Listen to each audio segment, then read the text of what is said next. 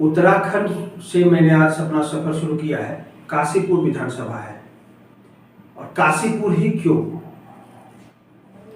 जब हम देवनगरी की बात करते हैं तो देवनगरी का ये प्रवेश द्वार है। देवनगरी तो ये भी है, लेकिन असली जो हम लोग कहते हैं कि देवनगरी का पहाड़ों का ये प्रवेश द्वार है काशीपुर। यहाँ से होकर आप पहाड़ में इन करना शुरू करते हैं, और ये उत्तराखंड का शायद उत्तर प्रदेश और उत्तराखंड के ये बीच का वो भाग है जो शायद ना तो उत्तराखंड के प्रगति में शामिल हो पाया, ना ही उत्तर प्रदेश के बीच में रह पाया। जहाँ तक मैं मुरादाबाद से काशीपुर आ रहा था तो हमें आश्चर्य हुआ कि आज के समय में जब मोदी जी का परचम लहरा रहा हो, तो जब मैं मुरादाबाद से काशीपुर की ओर आ रहा हूँ तो जिस तरह से रोड की स्थिति थी, और इस तरह से जब हमें पता चला कि हम उत्तराखंड इन कर चुके हैं, तो हमें लगा कि भाई हमारी देवनगरी, आखिर ये देवनगरी क्यों नहीं बन पाई है। देवनगरी का शुरुआत ही इस तरह का है, तो आगे क्या होगा। तो मैं आपको लगातार देवनगरी से कवरेज दिखाता रहूंगा। आज हमारे साथ में है काशीपुर से उत्तराखंड क्रांति दल से के प्रदेश सचिव भी हैं, ये मनोज कुमार डोबरियाल साहब हैं, यूकेडी पार्टी के हैं, और ये काशीपुर से Bharatiya Janata party, Samajwadi party, Bahujan Samajwadi party, आम आदमी पार्टी के बीच में उत्तराखंडी अस्मिता को लेकर लड़ रहे हैं। आप अपने बारे में बताएं सर।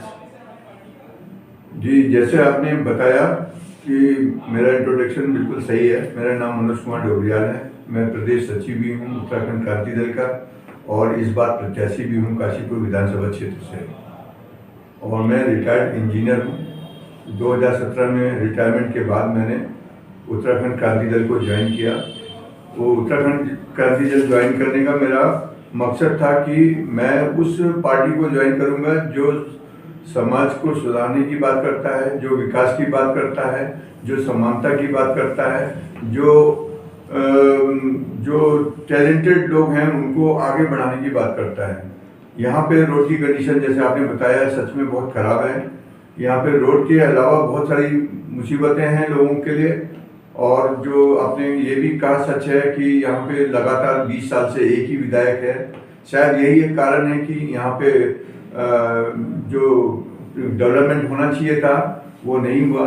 एक ही आदमी जब कई वर्षों तक जब सत्ता में बना रहता है तो वो लापरवाही हो जाता है कहीं ना कहीं।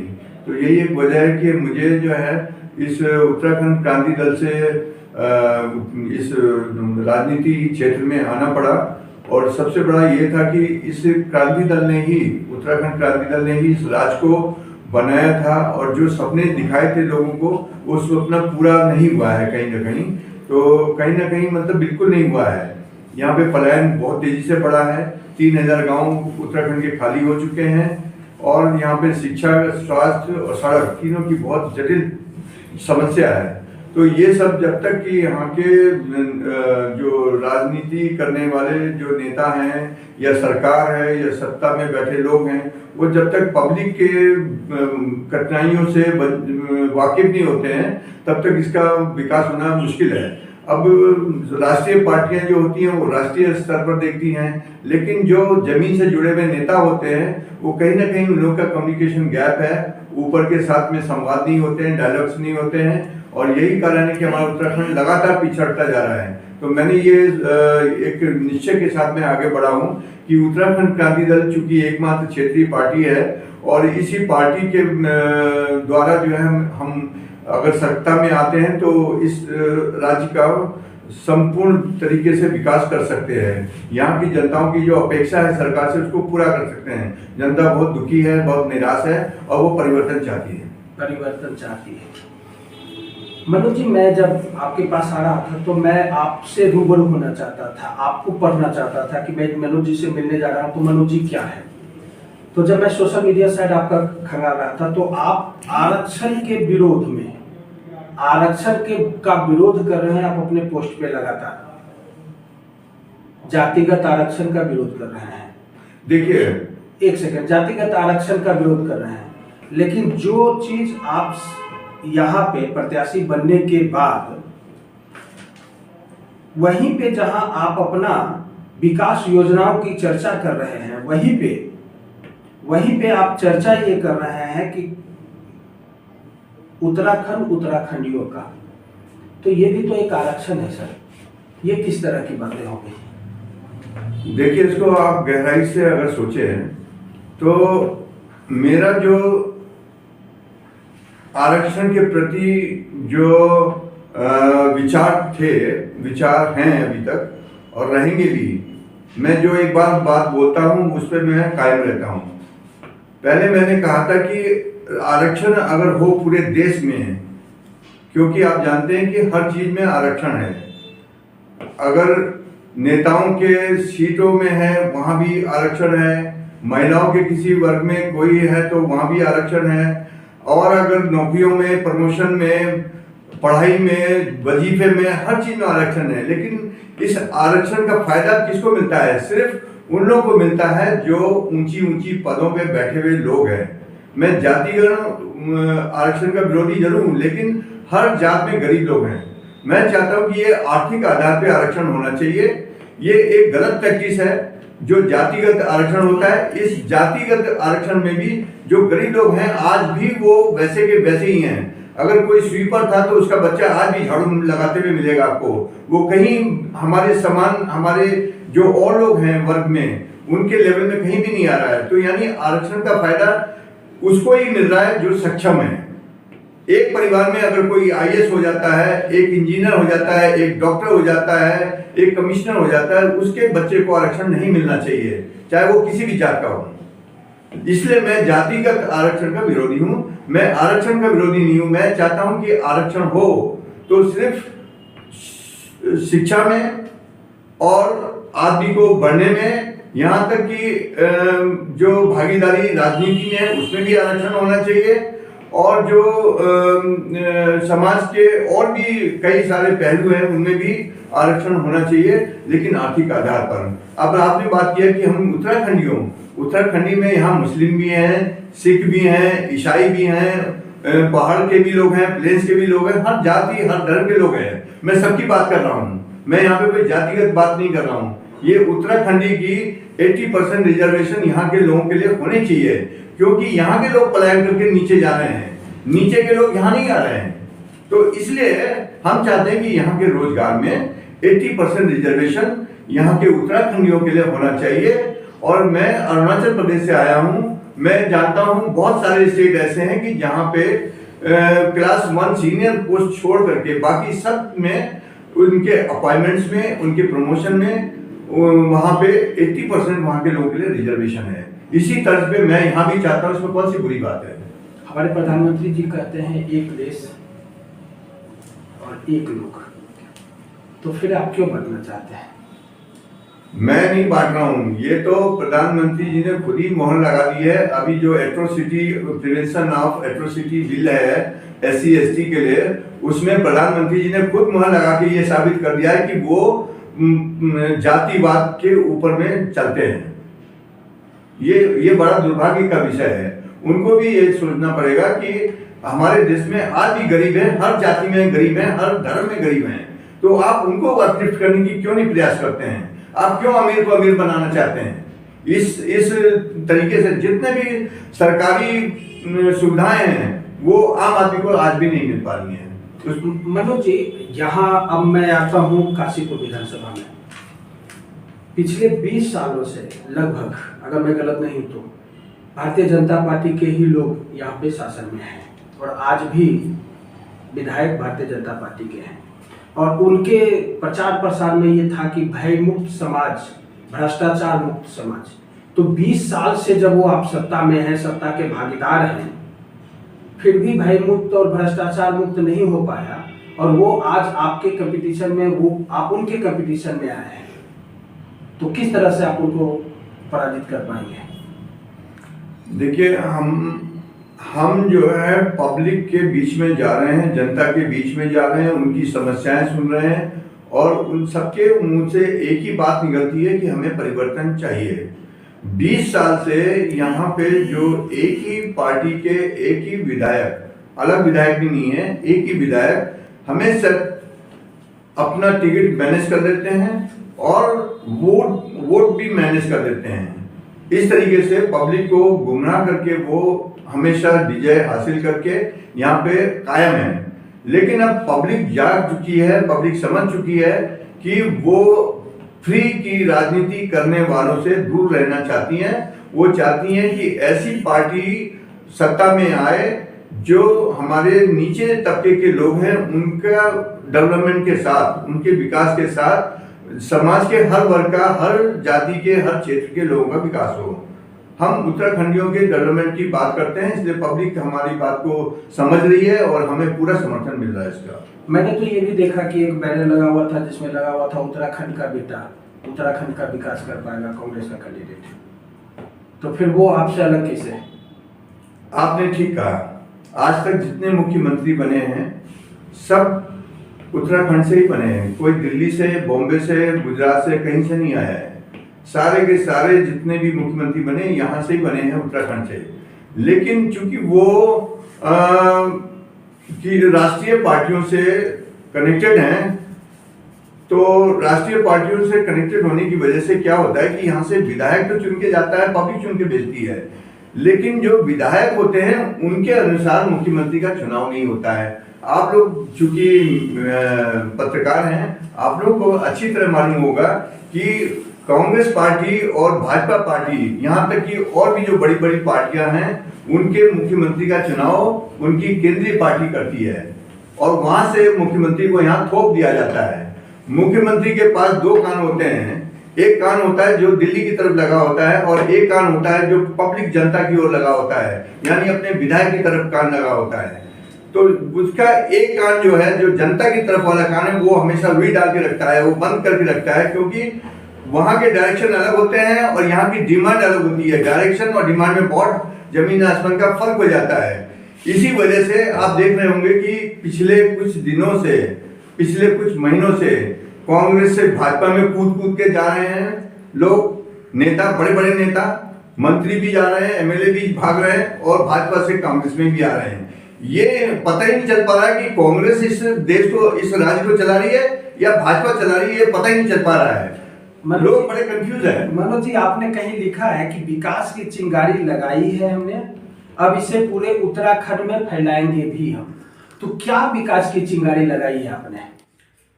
हमने विकास की चिंगारी लगाई है। हमने वादा किया है लोगों से कि देखिए, हम तो अभी तक सत्ता में आए नहीं, हमारी पार्टी एकदम बेदाग है और हम इसी ग्राउंड को लेकर चल रहे हैं कि राज्य हमने बनाया था और हम इसे बचाएंगे भी। हमारे पास विजन है, हमारे पास में सोच है, हमारी दूरदृष्टि बताती है कि इस राज्य का विकास कैसे कर सकते हैं। आपको हम बता रहे हैं कि कांग्रेस और भाजपा 4 बार आई यहाँ पे, 20 साल यानी 5-5 साल करके 4 बार आई, जिसमें 2 टेन्योर इनके थे भाजपा के और 2 टेन्योर रहे हैं कांग्रेस के। और चारों बार कांग्रेस ने भी और भाजपा ने भी सेंट्रल से लोन लिया, कर्ज लिया, और वो कर्ज जमा होते होते 85,000 करोड़ आज की डेट तक वो हो चुके हैं। आप मुझे ये मतलब आप ये सोचिए कि 85,000 करोड़ आपने उसमें से अभी तक कुछ भी लौटाया नहीं है। जहां से आपने लोन लिया उसको कुछ नहीं लौटाया और यहाँ का विकास भी नहीं हुआ। तो आपने पैसा किया क्या? वो पैसा कहाँ गया? पब्लिक तो कह रहे हैं कि इसे 25 किलो अनाज देने में खर्च करा। किसको अनाज मिला है? अनाज यहाँ पे अंत्योदय राशन कार्ड भी उनको मिलते हैं जो सक्षम लोग हैं, जिनके पास कार है, जिनके पास बिल्डिंग है। गरीब लोग आज भी जो है रो रहे हैं, चिल्ला रहे हैं, हमारे राशन कार्ड नहीं बने हैं। मैं आपकी विकास योजनाओं पे बात करना चाह रहा हूँ। काशीपुर को जिला बनाऊंगा, वर्तमान अफवाह विपरीत भूमाफियाओं के विरुद्ध कदम उठाएंगे, काशीपुर को का विकास करेंगे। ये सारी जितने भी विकास योजनाएं आपने दिखाया है, उसमें अगर मैं कांग्रेस, बीजेपी और आम आदमी पार्टी के विकास योजनाओं को जोड़ दूं तो सबका लगभग आप उसी टीम के साथ आप भी शामिल है, वही बातें हैं। ऐसा क्यों? आपका अलग क्यों नहीं? हम अलग इसलिए हैं कि अभी तक हम सत्ता में आए नहीं। हम अलग आम आदमी पार्टी भी नहीं आई है सर। आम आदमी पार्टी दिल्ली में तो है जी। दिल्ली का पैसा उत्तराखंड में फेंक रहे हैं। ये जो चुनाव में जो पैसा लाखों करोड़ों खर्चा हो रहा है, वो कहाँ से आ रहा है? वो दिल्ली का ही पैसा तो है। दिल्ली की जनता का पैसे को यहाँ डाल रहे हैं, यहाँ जीत के यहाँ का पैसा फिर कहीं और डालेंगे। वो इनका मकसद ही है कि प्रधानमंत्री की चेयर तक पहुंचना है। जो दिल्ली की पार्टी आम आदमी पार्टी है, उसका मकसद है उत्तराखंड में पैर जमा करके, जैसे उन्होंने वहां रोहिंग्याओं को बसा रखा है दिल्ली के चारों ओर, वैसे ही वो चाहते हैं कि उन रोहिंग्याओं को यहाँ उत्तराखंड में भी बसाना चाहते हैं। उनको भी राशन कार्ड बनाएंगे, उनको भी ये वोटर कार्ड बनाएंगे और वोट बैंक बनाने की ये राजनीति और कुछ नहीं है। आपके जैसे लोग रोहिंग्या और इस तरह के शब्दों का यूज कर रहा है, क्या ये बेहतर लगता है? आप जो बोल रहे हैं इसमें कितना आप सबूत दे पाएंगे कि रोहिंग्या को बसाया गया है? मैं तो समाचार आप इंजीनियर रह चुके हैं सर। मैं समाचार पत्रों को ही खबर का माध्यम मानता हूँ। तो समाचार पत्र तो बोल रहा है कि बीजेपी और कांग्रेस के अलावा कोई नहीं है यहाँ पे, फिर क्यों कहाँ नहीं है? क्यों लड़ रहे हैं उत्तराखंड में? कहाँ नहीं है? जब आप समाचार पत्रों को ही आधार बनाते हैं, सोशल मीडिया को ही आधार बनाते हैं, तो आप आज का किसी भी अखबार को, किसी भी प्लेटफॉर्म को देख लीजिए मीडिया का, तो वो ये कह रहा है कि काशीपुर क्या उत्तराखंड में कांग्रेस बीजेपी के अलावा आम आदमी पार्टी और तीसरा चौथा कोई और ऑप्शन नहीं है। तो फिर मैं कैसे मान लूं कि बस आप यूं ही आए हैं? देखिए, आप जो है समाचार पत्र जो है, जब इलेक्शन का कोड ऑफ कंडक्ट लागू हो जाता है, उनका व्यवहार अलग होता है और बाकी समय में व्यवहार अलग होता है। बाकी समय में मेरा मानना है कि वो खबरें सही छापते हैं और सही कहते हैं। इस समय जो है एडवर्टाइजमेंट का जमाना है और हम इतने सक्षम नहीं है कि उनका मुकाबला कर सकें, कांग्रेस और भाजपा का। इसलिए हम कहीं भी पिक्चर में नहीं है। आप देखेंगे कि आम आदमी पार्टी जो कि पैसे वाली पार्टी है, भाजपा है और कांग्रेस है, ये तीनों ही पार्टी में दो पार्टी तो बहुत पुरानी पार्टी हो गई, जिनके पास सत्ता भी रही है, कई प्रदेशों में रही है, इनके पास में शक्ति है। अब वो धन शक्ति हो, मानव शक्ति हो, जो भी शक्ति हो, सब तो पैसा ही है बेस सब चीज का। आम आदमी पार्टी भी कोई कम नहीं है।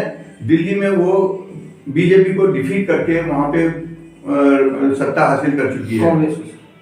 कांग्रेस भी वहां, कांग्रेस की सरकार पहले कांग्रेस की सरकार थी, लेकिन वो भाजपा पिछली बार बहुत मुकाबले में थी। भाजपा को भी उन्होंने, क्योंकि पूरे देश में भाजपा थी, मेरा ये कहना है कि भाजपा को भी उन्होंने परास्त किया। कांग्रेस तो पीछे हो ही चुकी थी, लेकिन उन्होंने भाजपा को भी पीछे पिछाड़ा और दिल्ली में अपनी सरकार बनाने में सफल रहे। वो कहीं ना कहीं पब्लिक को जो है गुमराह करने में सफल रहे हैं। और मीडिया का जहां तक बात है, मीडिया देखिए, मैंने पहले भी कहा, मीडिया को हम मैनेज नहीं कर सकते हैं, इसलिए हम मीडिया में आज हमारा कहीं नाम नहीं है। मैं सीधा बोलता हूँ। मेरे जैसे लोग आपके पास आए, दिल्ली से चलकर मैं आया हूँ, तो क्या ये मैनेज है? आप अगर मेरी खबर को छापेंगे, मुझे रोहिंग्या और मीडिया मैनेज की बातों पर मैंने ये सवाल किया है आपसे, और दोनों पर जवाब देंगे सर आप? बिल्कुल बिल्कुल। और जो पब्लिक लाखों लोग आपको देखेंगे, और इससे भी आप समझ सकते हैं कि आप अपना इरादा बदल सकते हैं, बना सकते हैं। हमारा इरादा अटल है। आप पब्लिक की बात कर रहे हो। हाँ, पब्लिक आपका ओपिनियन जानेगा सर। बिल्कुल बिल्कुल। मैं बात करता हूँ, सिर्फ रोहिंग्या की बात नहीं कर रहा हूँ, मैं उन विदेशियों की बात कर रहा हूँ। आज मैं कल सूत फैक्ट्री में गया, वहाँ पे 76 परिवार ऐसे हैं जो सूत फैक्ट्री बंद हो जाने की वजह से वहाँ पे रह रहे हैं। उनके घरों की हालत, उनकी सड़कों की हालत, एक देश का नागरिक होकर के अगर इतनी बदहाली में रहता है, और वहीं हम पढ़ते हैं खबरों में कि वहाँ पे जो रोहिंग्याओं को बसाया, मैं रोहिंग्या का नाम इसलिए ले रहा हूँ क्योंकि ये समाचार पत्रों में मैंने पढ़ा कि वहाँ पे रोहिंग्याओं को बसाया गया, उनकी बिजली, पानी और खाने पीने सारी व्यवस्था, हेल्थ की व्यवस्था खुद दिल्ली सरकार ने उठाई थी। अब मैं आपको यहाँ पे रेडी रेफरेंस लाके नहीं दे सकता हूँ, लेकिन अगर आप समाचार पत्रों को खंगालेंगे तो आपको ये बात मेरी सच प्रतीत होगी। कोई ना कोई मीडिया, कोई ना कोई, सारे मीडिया ने ये बात को प्रमुखता से एक बार छापा था कि वहां पे रोहिंग्याओं को बसाया जा रहा है और उनकी सारी देखभाल की जिम्मेवारी दिल्ली सरकार ने ली है। ये बात मैंने खुद अपनी आंखों से पढ़ी थी, और उसी के आधार पे मैं बोल रहा हूँ कि यहाँ पे अगर ये आम आदमी सरकार आती है, पार्टी की सरकार आती है, तो निसंदेह इनका ये मिशन जारी रहेगा। हमारे उत्तराखंड के लोग अपनी ज़मीनों से वंचित हो जाएंगे। यहाँ पे हम नहीं चाहते हैं कि कोई विदेशी लोग यहाँ पे आके बसे। तो क्या कांग्रेस, भारतीय जनता पार्टी और आम आदमी पार्टी विदेशी है? मैंने ये कब कहा? आप बोल रहे हैं सत्ता में ना आए। नहीं, सत्ता में तो उनका अधिकार आने का, वो तो हमारे हिंदुस्तान की पार्टियां बहुत पुरानी पार्टी है। सबसे पुरानी पार्टी तो कांग्रेस पार्टी है। और जब तक कांग्रेस पार्टी की नीतियां अच्छी थी, उनके कार्यक्रम अच्छे थे, उन्होंने देश पे राज किया।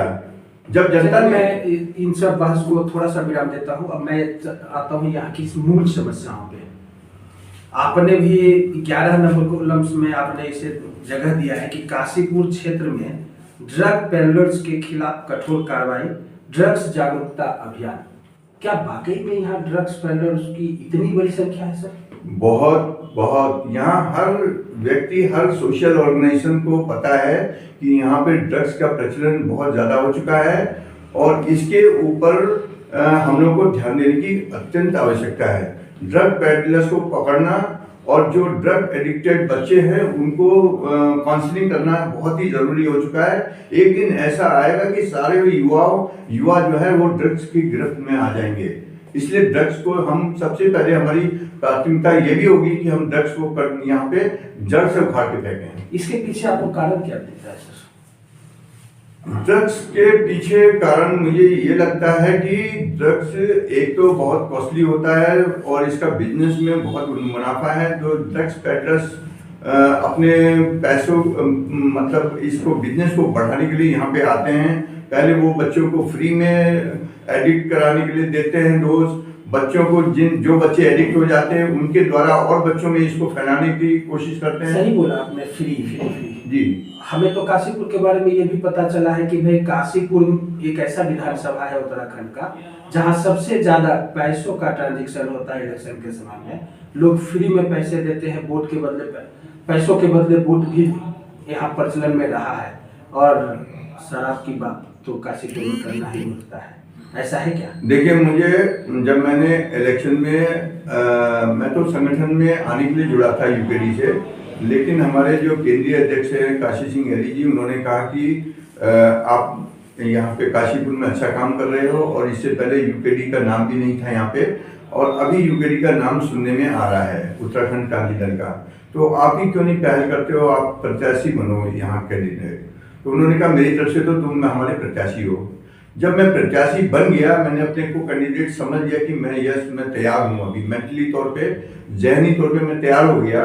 तो मेरे सहयोगियों ने मुझे बताया कि यहाँ पे आप इतने बड़े बड़े लोग हैं, इतनी बड़ी बड़ी पार्टियां हैं कि जिसके आगे आप टिक नहीं पाओगे, क्योंकि आप तो रिटायर्ड गवर्नमेंट सर्वेंट हो, आपके पास इतना आर्थिक ये रिसोर्सेस नहीं है, तो आप नहीं टिक पाओगे। क्यों? मैंने कहा क्यों नहीं टिक पाएंगे? बोले यहाँ रातों रात जो है शराब और धन बांटे जाते हैं, उससे जो है वोट मैनेज किए जाते हैं। मेरे पास कोई प्रूफ नहीं है, लेकिन मैंने लोगों की बातें हर एक से, अपने पार्टी के जो जुड़े हुए हमारे कार्यकर्ता हैं, हमारे जो पदाधिकारी हैं, उन्होंने भी मुझे बताया कि देखो यहाँ पे ये प्रचलन है, यहाँ पे रातों रात और कंपटीशन है। एक अगर कुछ एक पेटी दे रहा है शराब, तो दूसरा 5 पेटी दे रहा है, दूसरा 5 पेटी दे रहा है, तो तीसरा 15 पेटी दे रहा है। यहाँ कंपटीशन पैसे का और शराब का है, और उसी से हमारे जो कमजोर वर्ग के वोटर्स हैं वो बेचारे थोड़े से पैसे के लालच में अपना वोट उन लोगों को दे बैठते हैं, जिसके कारण से ही आज उनकी ये दशा हो रखी है। मैं उनमें यही जागृति फैलाने की कोशिश कर रहा हूँ कि फ्री का लेना तुम बंद करो, जो भी फ्री की बात करता है उसको तुम जो है एक्सेप्ट मत करो, और अपने को सक्षम बनने के लिए उत्तराखंड क्रांति दल के साथ में आओ, इसका एक हिस्सेदार बनो, पार्टी का एक एक्टिव कार्यकर्ता बनो, और देखो कि तुम्हारा जो है समाज सुधरता है कि नहीं सुधरता है। अगर तुम इसी मेंटेलिटी में, इसी मानसिकता में जियोगे, तो अगले आने वाले 40 साल में भी तुम्हारा कोई भी मसीहा मिलने वाला नहीं है। कोई भी मसीहा नहीं मिलने वाला है। अगर आपको ये जानकारी मिलती है कि फलना कैंडिडेट ये करने वाला है, तो आप उस स्थिति में क्या करेंगे? देखिए, बहुत मुश्किल काम है। इसकी जो शुरुआत है वो वर्षों से हो गई है, और आप लोग रिसर्च करते हैं अपने फील्ड में, ये लोग भी रिसर्च करते हैं कि किस तरीके से इसको मैनेज किया जाए। ये जब प्रशासन ही फेल है इनको पकड़ने में, तो हमारी क्या औकात है। प्रशासन जिसके पास पुलिस है, कानून है, सब कुछ है, वो लोग ही इनको पकड़ पाने में सक्षम नहीं है।